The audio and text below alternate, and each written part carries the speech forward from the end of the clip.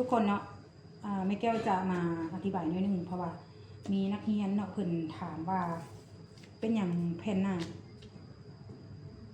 คือน้อยกว่าแผ่นหลังว่าสั้นๆเนาะอันนี้คือจะเป็นแผ่นหลังเลยทุกคนเนาะอันนี้เป็นแผ่นหลังอันนี้แผ่นหน้า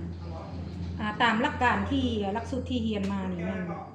สิ้นหน้าจะน้อยกว่าแผ่นหลังอยู่แล้วเนาะแผ่นหน้าจะน้อยกว่าแผ่นหลังอยู่แล้วระยะ1 นิ้วเนาะรุดกันระยะ1 นิ้วเนาะแต่นั่นก็จะปกติในการรับแทกเนาะก็คือเส้นที่เฮาแทกมันก็จะเวลาเฮาจะตั้งซากเนาะเฮาจะแทกจะเอาเส้นซากมาก่อนเนาะขีดทางหัวนี่ก่อนเนาะขีดซากตัวนี้มาก่อนเนาะอันนี้เฮาตัดออกแล้วนะเวลาเฮาจะสร้างเฮาต้องเอาเกี่ยง่ายๆมาปูแล้วก็สร้างตั้งซากขีดซากไป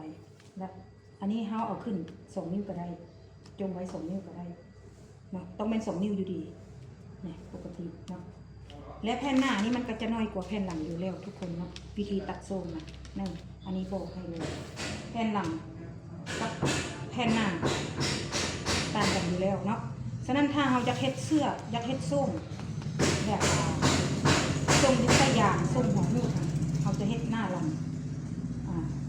เท่ากันก็ได้ทุกคนเนาะนะก็เอาที่ทำนำมาฝากทุกคนเพียงสำนีก่อนเนาะนอนหน้าจะอัปเดตให้เบิ่งใหม่เพราะว่าถ้าผู้ใดสนใจจะพูดจะเลิกกว่านี้กันให้เข้าไปตามไปกดติดตามช่อง YouTube ในแก้วหับสอนจากเน็บนะทุกคน